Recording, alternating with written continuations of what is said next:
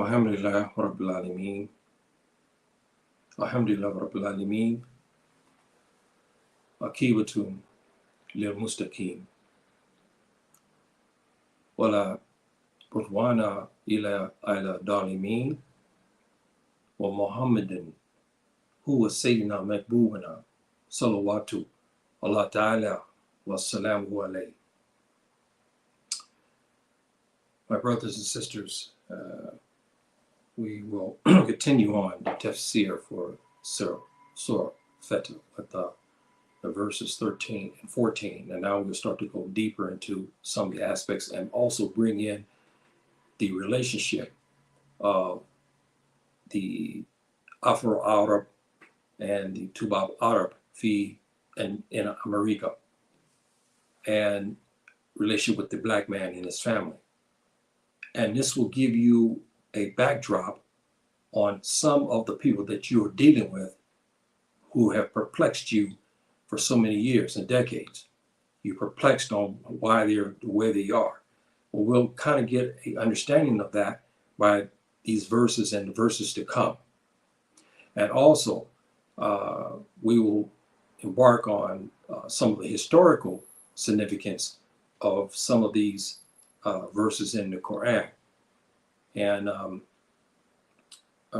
hopefully we will get a good understanding of our brothers as we know them to be African Arabs, and what happened in the Jazira Arab, and what has happened to many who have made their trek into the United States.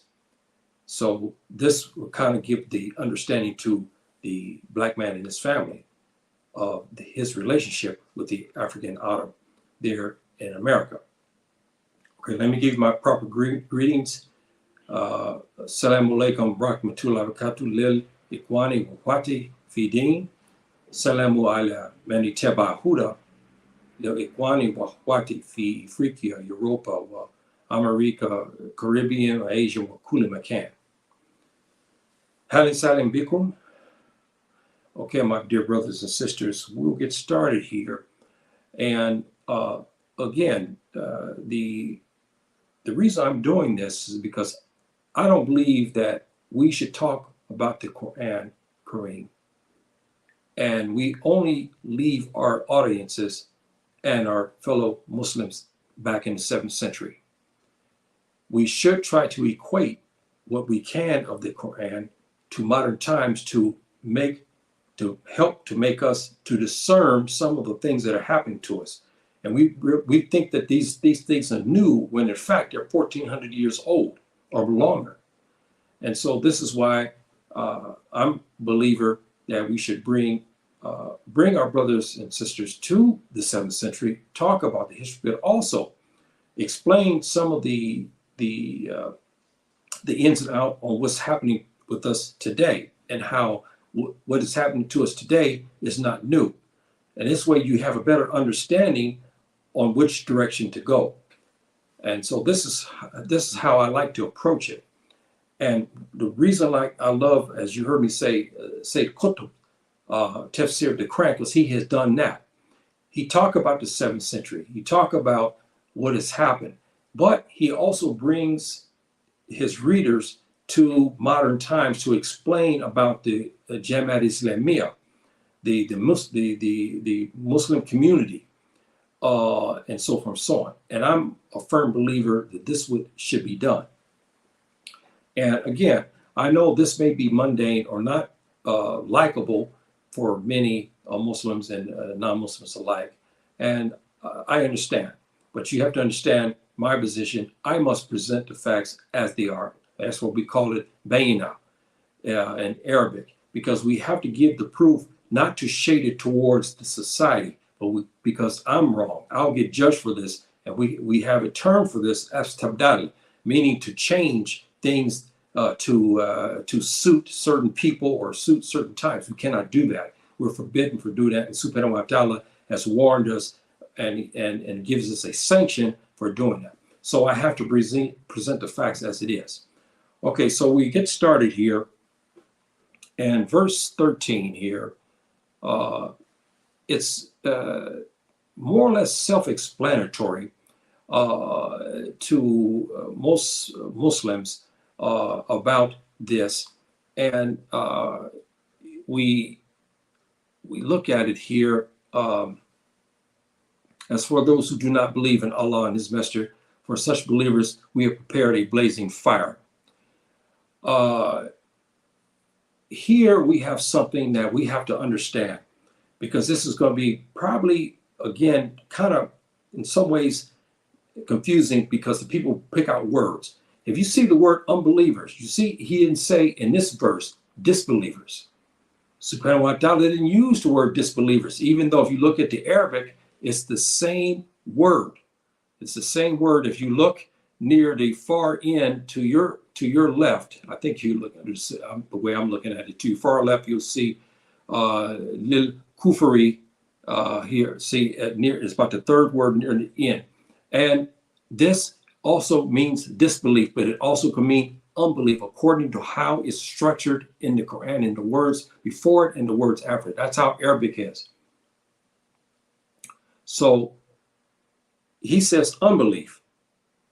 And the tafsir behind this is, who are not sincere with regard to Allah and His religion, who shirk, endangering their interests. Here, what we talk about here is, again, brothers and sisters, when you're going to come into Islam, it's not just you just take your shahadatain and go into a restaurant, celebrate with a couple of brothers, and that's all it is to it.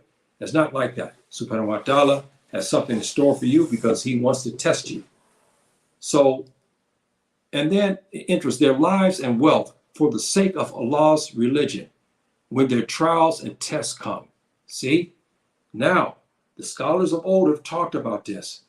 And even all Muslims, even every companion, the favorite generations, every famous scholar, every famous mujahid and their jamaat, Murabitun, you go Muwahidun, you look at all of these great, Mujahid, Muhammad Mahdi, Usman Dan Fodio, Samurai Toure, all were given tests.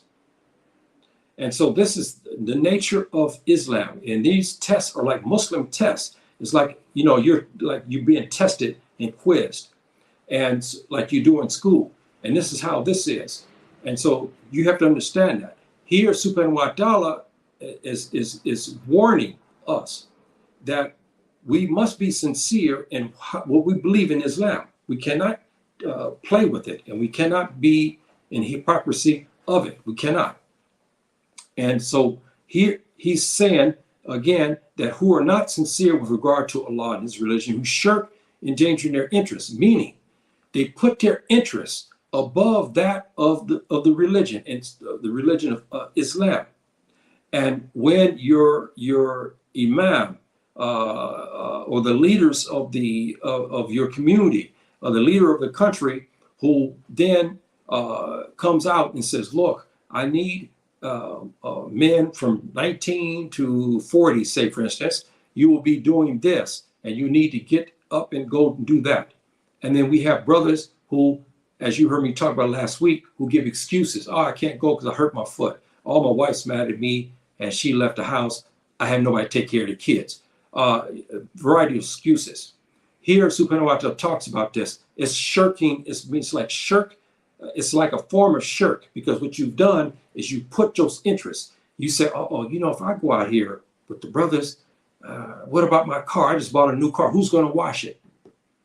Or who's going to cut the yard? I just bought me a new home, and so forth and so on. What if I lose it? Those interests become more than that of Islam, and it's wrong in this context. Meaning that because you were asked to do something in your faith that you swore an oath to, and then suddenly you shirk out of it by applying other things. You know what? I have to go see the banker next week. I don't think I'll be back in time. If I don't see the banker, things will happen. See, so this is what we're talking about here. And again, they put their interests, wealth, and relationships above Allah subhanahu wa ta'ala. This is what he's talking about here. And this is a problem that we have today. And we have to understand that this is no different than 1400 years ago when these verses were revealed, because, subhanahu wa ta'ala knows a human being. So this is why the Quran has many byproducts to it. It can help you. This is why I don't understand why many of our favorite scholars and students of knowledge, they keep us only in the 7th century. They don't help the brothers and sisters to help them to discern how and why certain things are going on. They don't understand that this is 1400 years in the making. And so they're only living out what has happened 1400 years ago. They don't know that. They think this may be something new. This is why I kind of disagree with many of our brothers who do this. But I understand some can't. We understand, as we said before. Now, here I broke it down again. However, subhanahu wa ta'ala calls them unbelievers and not disbelievers. They are not cast from the fold and the shade of Islam. You say, well, subhanahu wa ta'ala has made takfir on them. Yes, he has.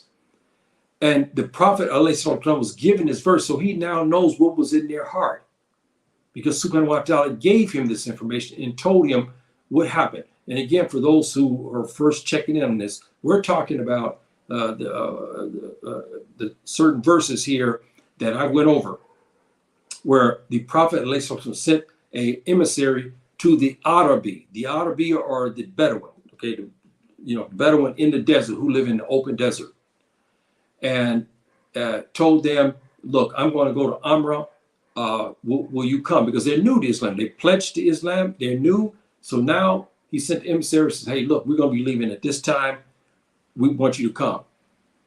They didn't do it.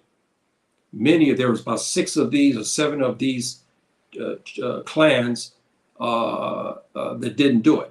And so subhanahu wa ta'ala revealed these verses about them to help the Prophet ﷺ to discern and also to help him to deal with them. But you notice you have unbelievers and disbelievers.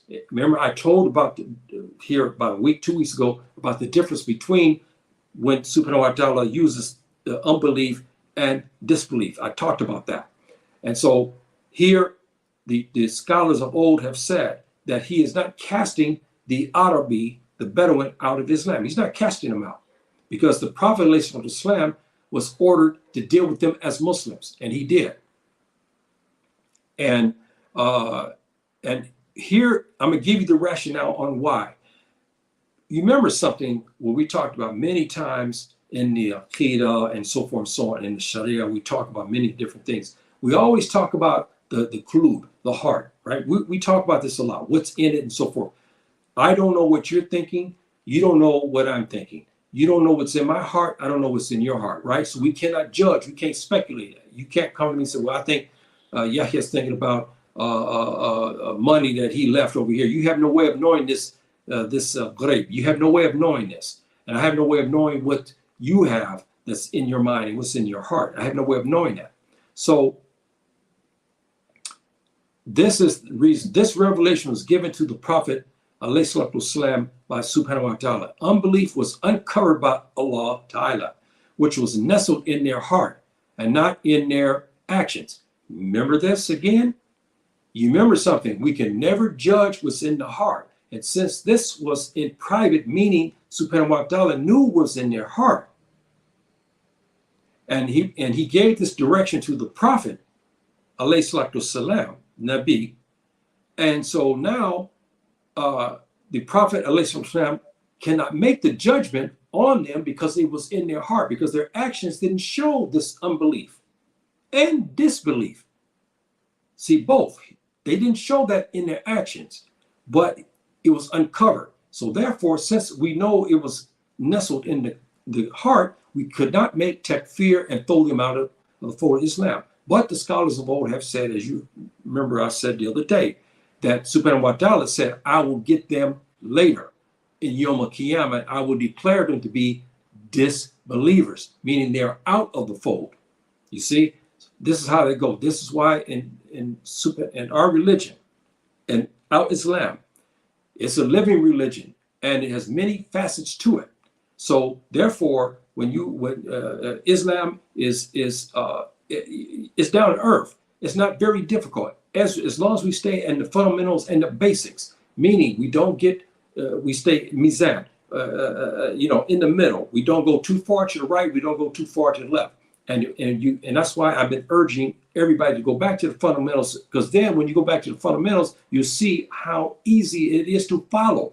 But when we get caught up in a lot of the extreme madhabs that are going out there today, you have the Salafiyah, you have the Tasawwuf, you have all kinds of stuff going on. And some of these people are extreme in what they're doing, and it's confusing many new Muslim converts and old converts too. I mean, who have been in the religion 5, 6, 10 years, and they're confused. So I always urge people to go back to the basics. Always go back to the Prophet ﷺ and look back into the Sunnah and look back into the Sunnah of Allah subhanahu wa ta'ala. And then you'll find out, once you start doing that, you say, oh, now this is clear. Because when you listen to a whole bunch of clatter and smoke, it's so much smoke you can't see. So this is what we urge you. And now this is a prime example. Because me, you, anyone else, we cannot go after a person what's in their heart. Yes, we only can judge them by the actions. And here we go, we have a confirmation of that. Because this was hidden, nestled in the hearts of the Arabi, these certain Arabi who were mukhalifin. Remember, we talked about this word again, about laggers behind. Okay? And like the brothers in the hood, the brothers wanted to go and deal with these other brothers over here for what they'd done. And I gave an example about some of the brothers gave excuses why they didn't want to go. So they were mukhalifin. See, and this is, again, they were lag behinds, violators, and so forth and so on. So here, again, we have the action. The action was not disbelief, because they gave excuse, because the Prophet ﷺ had no way of knowing if they were telling the truth. But he learned that they were not telling the truth. And there's other verses in the Quran that laid this out. And we'll get to that another time. But I'll give you one, because this will help you to discern. Okay. Now, this is a special case. The unbelief was uncovered in the heart of those offenders by Allah and revealed to our Nabi, Prophet in Arabic. And we cannot make judgments upon what's in the heart. So that's why the Prophet ﷺ did not make judgment, because it was in the heart, it was revealed, and this is what Subhanahu wa ta'ala ordered him to do and gave him instructions on how to deal with them, and he did deal with them. So there will not be excommunication from Islam until the hereafter, as I told you, when Subhanahu wa ta'ala will declare them to be out of the shade of Islam. Remember this, dil, remember dil. Remember that word I used in Arabic, the shade of the Quran, shade of Islam. They'll be out of that. So that means that when there be shade where there's no shade, they won't have that. They won't have that. They'll be standing outside the shade of Islam because of what is uncovered by Subhanahu wa ta'ala. And many of these Arabi who continue to stay in nifaq. They did not change. This is why Subhanahu wa ta'ala knew this. And that's why he revealed this and what he was going to do with them, because he knew they were going to stay in this unbelief, disbelief, and hypocrisy. He knew that. So he revealed this to the Prophet ﷺ. So that way, and then the tafsir from our best scholars explain this by declaring, saying they will be out of the fold in the hereafter. They will get dealt with by Subhanahu wa ta'ala. So that's the understanding they have. Now, we'll get into something here as well. I'm leading you to something, as I told you, I've been talking about this the last couple of episodes, because the Arabi is a complex situation that happened in Jazeera Arab, and they're still complex today. As you can see what's happening in Yemen, you see what's happened in Iraq, in Syria, we still have problems. You see what's happening in Tunis, Libya, we have a myriad of problems. You see what's happening in Algeria, we have problems. Even in Morocco, we have certain circumstances where we have the people, They broke away. I won't get into that. That's another issue. It's a sensitive issue. But we have these problems that the Arab is the Bedouin, the desert Arab is entailed in. And we have not stopped. It continues to go on. See, so we see this and we know that, and you have to understand that. This is why I said to the brothers and sisters, you are dealing with certain people there in the United States. You should uncover their history. When you uncover their history and then you begin to understand the mindset, this helps you to discern. Not to do like some are doing by getting on television and talking crazy by casting, saying, well, look, this Afro Arab, he did this in slavery, and trying to leave you there. But then when you keep scratching your head, waiting for them to give you something, they don't give it to you. So this is why I'm talking about this today, to help us again to discern. Now, here we're talking about, and this is for our brothers and sisters, so they can understand who are Arabic speakers. And we are talking about something that, again, that all of us have to face. The stronger the faith, the more tests will come your way, and they'll be harder, perhaps more severe. The weaker your faith is, you'll have weaker tests. This is confirmed, okay? And this is what I'm talking about here in this. And I put here the translation to this.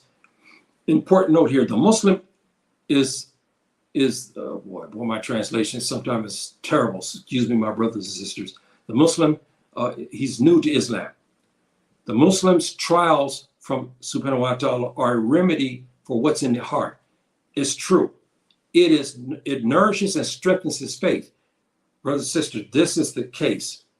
It helps you, because when you understand, when these tests begin to come, and they'll come in droves, or sometimes they'll come one at a time, one here, and then one maybe another month. It could be another year, but it will come. And you will understand, Subhanahu wa Ta'ala is testing me. He's trying to see if you are going to, what you're going to do in these trials. You may come down with the flu and you're sick for 2 or 3 weeks. You want to see what you're going to do in those 2 to 3 weeks. Are you going to apostate out? See? And so this is why we get tested. Subhanahu wa Ta'ala tests us. He knows already what we're going to do, but he's testing us anyway.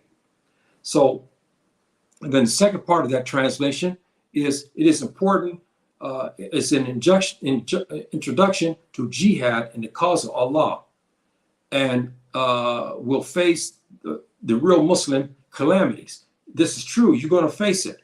You're going to lose a job. You're going to lose money.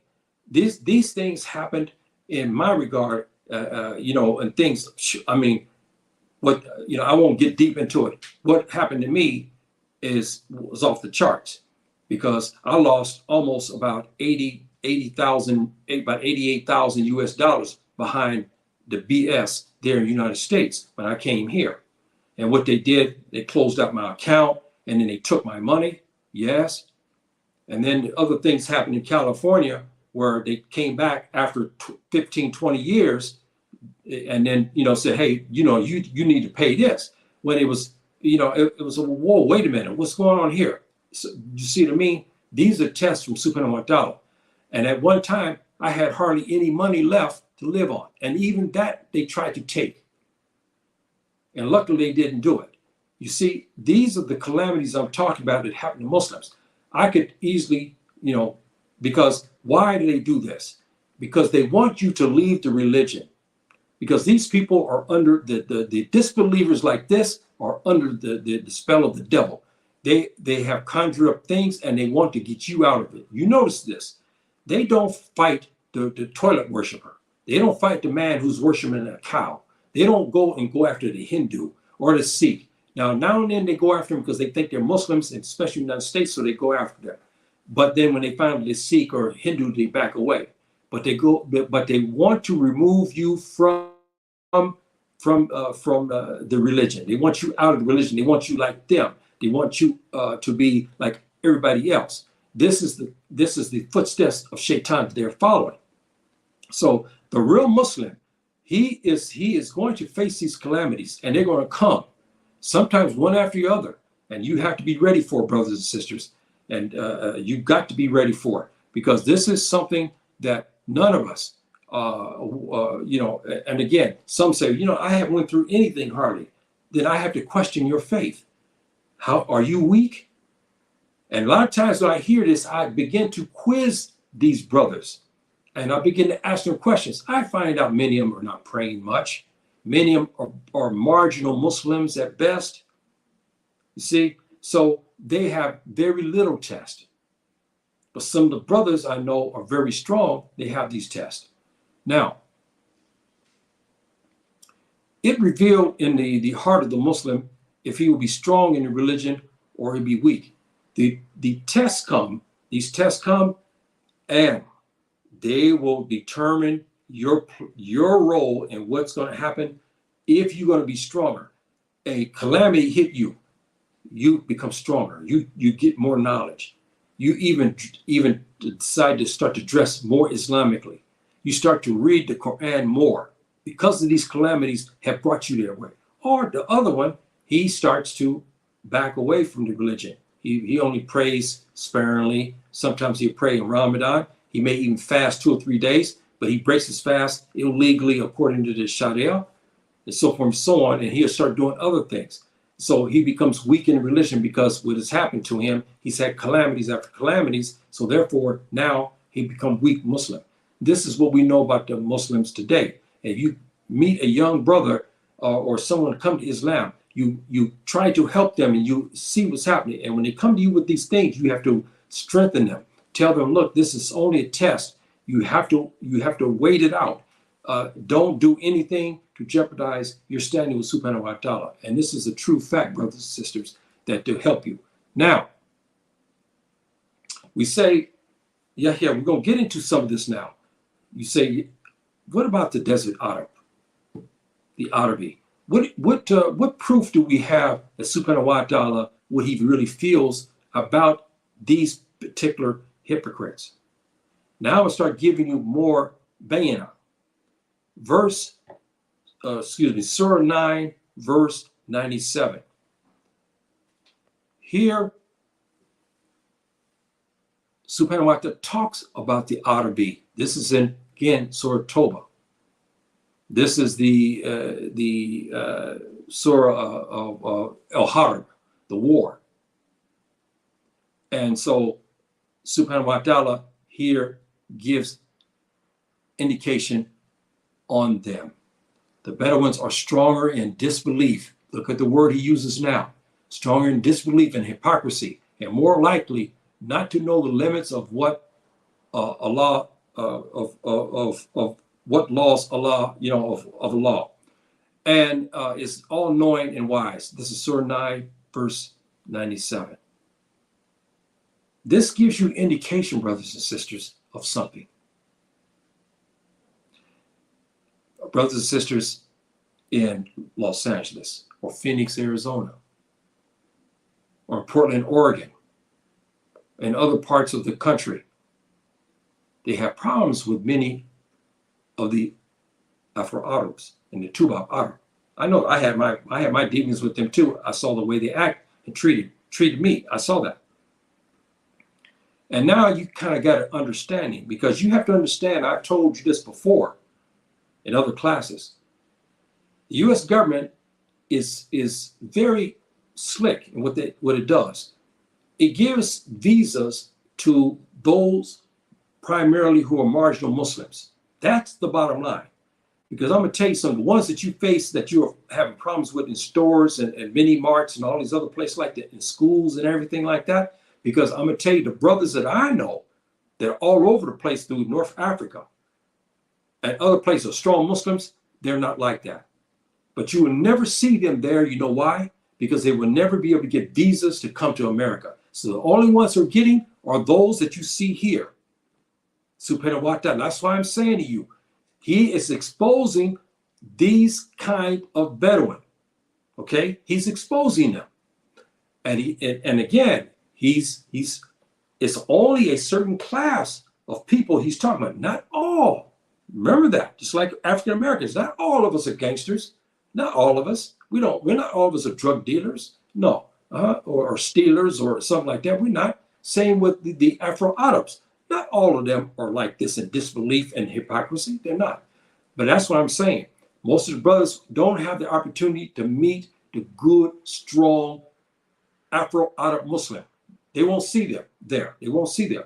Rarely. And when you do see them, they only give them a visa to do a khutbah in the masjid. They stay 1 week, 2 weeks. They give classes, and then they're gone. They have to leave. They can't stay and migrate. They won't let them do that because the U.S. government really doesn't want to see them living there. Because why? When America comes in flux with many strong Muslims, it brings more Muslims to Islam, and then brings the other Muslims who are wayward back to in the shade of the Islam. And they don't want that. And this is a fact. So here, the Bedouins are stronger in disbelief. This is what Subhanahu wa ta'ala said. This is what he said. And so now, let's look at this. This disbelief in hypocrisy led to the bloody apostasy wars, which is true. And I'll get into some of these. They're vicious, brothers and sisters. They were vicious wars, okay? And this hypocrisy and disbelief by the Arabi was so strong, it led to these apostasy wars. Now, here's the correlation with you back in the United States, brothers and sisters. Many black folk have encountered this kind of behavior from these types of Arabs in America. This is why I said to you, you learn the history of the people who you consider to be your enemy. And many of the Afro Arabs that we talk about now are fit in this category. Disbelief and hypocrisy.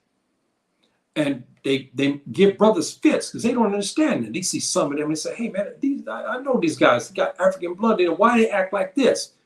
And then you try to figure them out. You see them, they're talking this and that. And then one day you go down to the store, you say, well, I'm gonna go to this mini mart. You go to the mini mart, the same Afro Arab that you saw in the match, who you thought was strong Muslim because this is what he's talking. He owns a mini mart and he's selling pork. He's selling wine and booze. He sells cigarettes. He's disrespectful to black customers. Okay, this now you understand. You see the hypocrisy and disbelief. This is these that Subhanahu wa ta'ala is talking about in the Quran. You should understand that. So when you get upset and you get on YouTube and you start talking about all the Afro Arabs, that's why I gave advice to one guy who knows another guy who's talking this. And he went to him and he told him, he said, look, Sheikh Yahya talking about this case. You have to understand, you have to go back and look at these areas here. I'm doing this again to help you, brother, to discern there in the United States.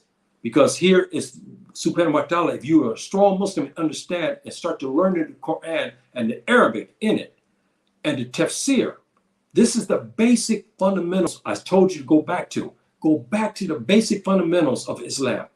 Get the Quran, try to memorize it, learn the Arabic, learn the tafsir, and then you go off and running, brothers. I'm telling you, you're off and running. When you start to do that, these things, Subhanahu wa ta'ala, with all the smoke, he'll start to clear and you'll start to understand better. And this is what we're talking about here. The black folk have encountered this type of behavior from these types of Arabs in America. I'm gonna tell you something what happened. My uncle, beloved uncle, one of them, he's gone many years now. And in Indiana, I went back and one day he talked to me and he was angry. He was talking about all the Syrians that had moved in this area in Indiana. And he was talking about how they treat the black folk. And he was very, very upset. And when he was talking about some of them, he was trying to make me believe that this is the way all of them are. It was no fault to my uncle because he had encountered, he was hurt deeply by many of them. But it was contradictory to because the ones I had learned, and I mean, once I knew they're in California at this time. And I was 17, 18 in school, and some, I met playing basketball, baseball, and so on, football. They weren't like this. So I was trying to scratch my head. So when I went to one of the stores that he told me, I saw the guy. He was a Tubab Arab from Syria. And I saw the way he acted towards me. And then when I told him I was from California, he began to loosen up a little bit. So this is, again, what I'm talking about. So my uncle said to me, he said, these guys are Muslims. I said, how you know? He said, because they tell me they go to the masjid and I hear them play the Quran. He talks about that. He said, but I see many of them, they do this. And look at his store. He said, I understand Islam, this part. He said, why are they selling the brothers pork? You see, this is what I'm talking about, brothers and sisters. You have to understand the nature of way people are. And even our brothers and sisters, we have disbelief and hypocrisy among black folk as well. And remember, I said in some classes that the Afro Arabs have a good case against the black man. And the black man has a good case against the Afro Arab and the Tubab Arab. Both have cases against one another. But it's the key on trying to get an understanding between them to stop what has happened. Because both saying all black folk are this way, and then black folks saying all the Arabs are this way, and it's wrong.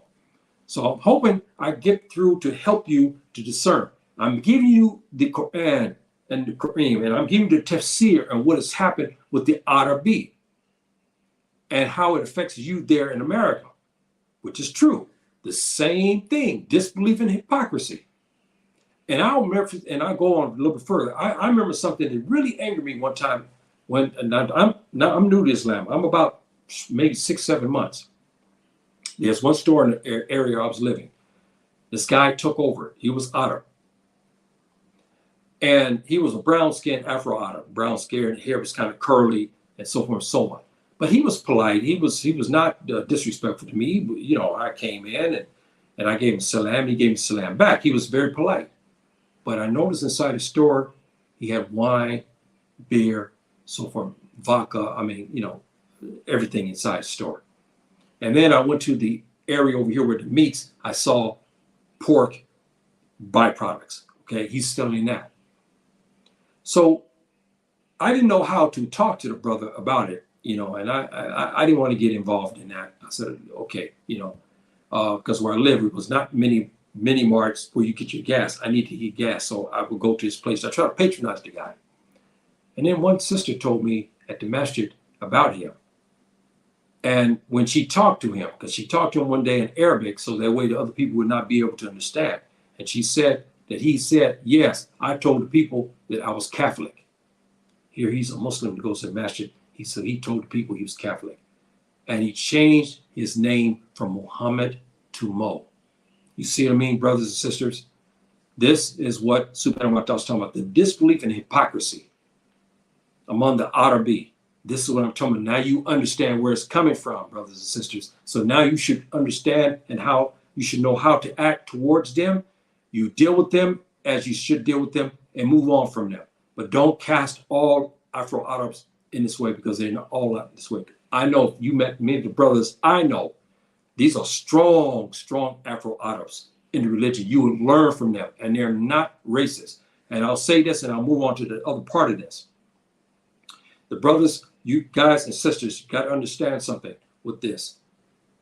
When people begin to leave the fold of Islam, like what happened to many of the Arabi, they begin to go away. With who enters into the heart? Because Subhanahu wa Ta'ala moves his hand right from the qulub, from the heart. Shaitan does, right? You think racism and prejudice is a form of from Subhanahu wa Ta'ala? No, it's from the devil. When these type of Arabi come, they're already weak in Islam. When they were weak in their homelands, all the way through the Jazira Arab, through North Africa, they were weak. So it's easy for them to adapt the prejudices and so forth and so on. You see what I mean? So now you should understand that. They were weak Muslims in their homeland. They came to America, they were weak, and they began to adapt the racist attitudes of the Tubab. Now you understand, because Subhanahu wa ta'ala has removed his hands from them because they're weak. And he knows them to have disbelief and hypocrisy. So he leaves them alone. Now you understand that. So when you encounter this, you have to say, uh-oh, yeah, this guy, yes. Now, disbelief, hypocrisy, that's why he has a store. He's selling wine and beer and so forth and so on. Now you understand, brothers and sisters. So I'm hoping this analogy helped you to discern. This was finally exposed and revealed to our Nabi, alayhi salatu wasalam, and this is a warning and a lesson. It is a reminder to all. Brothers and sisters, it is a reminder. It is a reminder to all of us, this lesson about people, Subhanahu wa ta'ala. And you learn the Quran, he will help you to discern about these hypocrites, the mukhalifina. Now you understand. I've given the lessons on, now you understand them. Now I gave you the lessons to make you discern there in the United States or in Europe and so forth and so on. But let me say this to you too, which is very interesting. And I brought this out in another class.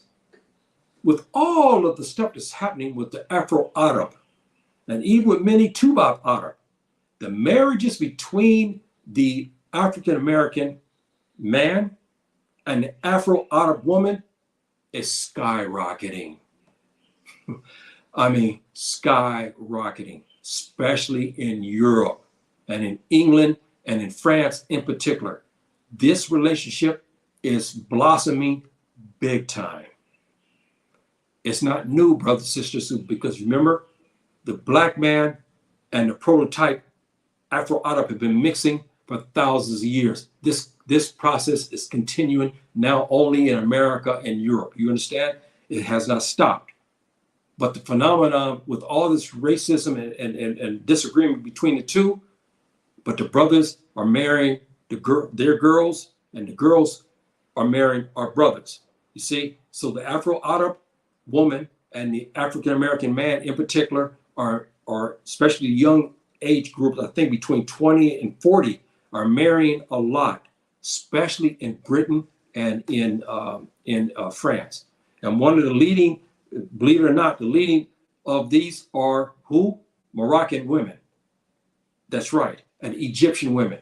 They are marrying African Americans in droves, some from Yemen, but not much, but from Morocco and from Egypt, a lot. This is true fact. They are marrying African Americans a lot.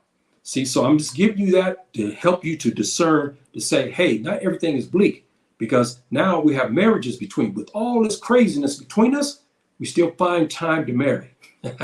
I'm just giving you that a backdrop so you can understand. And so this here, I didn't get to 14 today. I will get to 14 later, because 14 we're going to get into something deeper. But I'm going to give you something here. I'm going to give you something to start you to get to understand what has happened. This map here is talking about, this is the Jazira Arab, but this is Saudi Arabia. And if you look over to your left, you see Yathrib, which is Medina. This is where we talk about what has happened, where Subhanahu wa ta'ala has revealed these verses to our Prophet ﷺ. If you look over to the right, you'll see an area, you'll see, I'm trying to give you these are some main factors of the hypocrisy. Hanifa, which is kind of in the center, to look over there, look to your right, and then Tamim. These are become pivotal places and Kabils, or the desert Arab will get together and have bloody wars with the Muslims. I mean, bloody. Some of our best Muslims died in these apostasy wars, brothers and sisters, many of them. And so I'll give you the backdrop to that so you can start to get a picture of it. And the main character was Musaylima Kadhab, okay? And he was, his name was Musaylima, he was a wicked man. And the Prophet ﷺ called him a liar.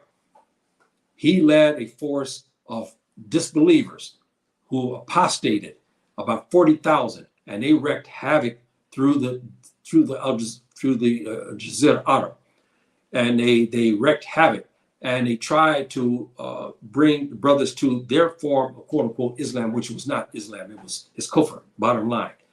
And how many he brought to the fire is incredible. But that's for another time we talk about. And I just want you to get this picture.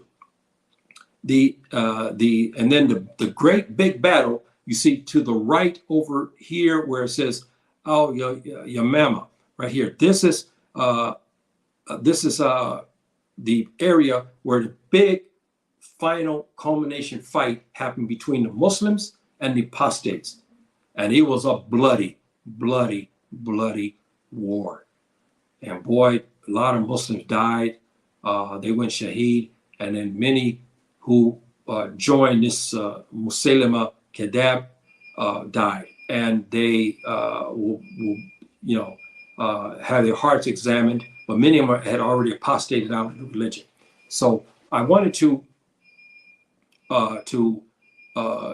get that out to you, brothers and sisters.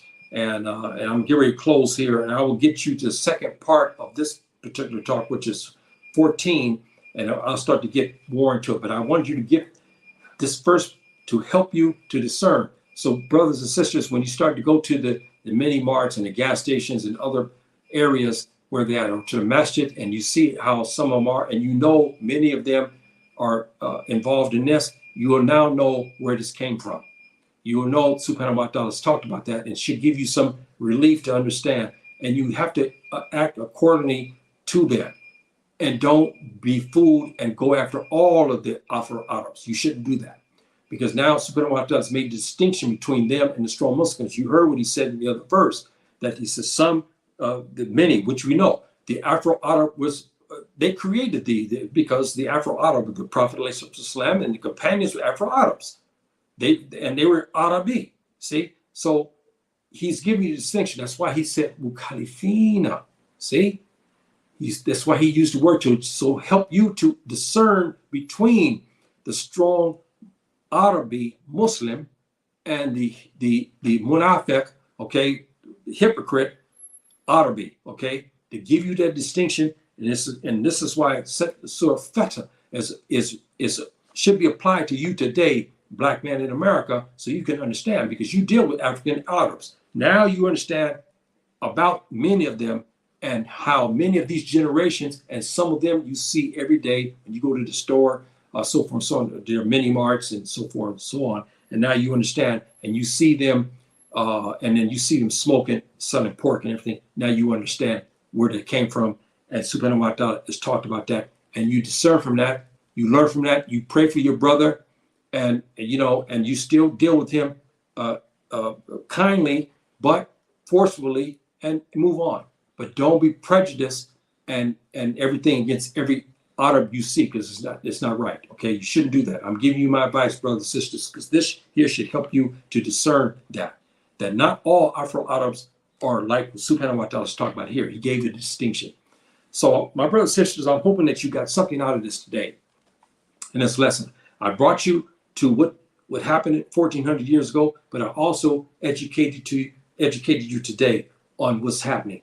That way you can use the information to help you to discern. And I hope that you got something out of this, and that I helped you to discern about your relationship with your brother, the African Arab there in the United States in particular. And again, like I say, I laugh because with all of this stuff, even with us getting on the tube talking about each other, the Afro Arabs talk about us, we talk about them, but our sons, and especially our sons and their daughters, are marrying in a fast clip.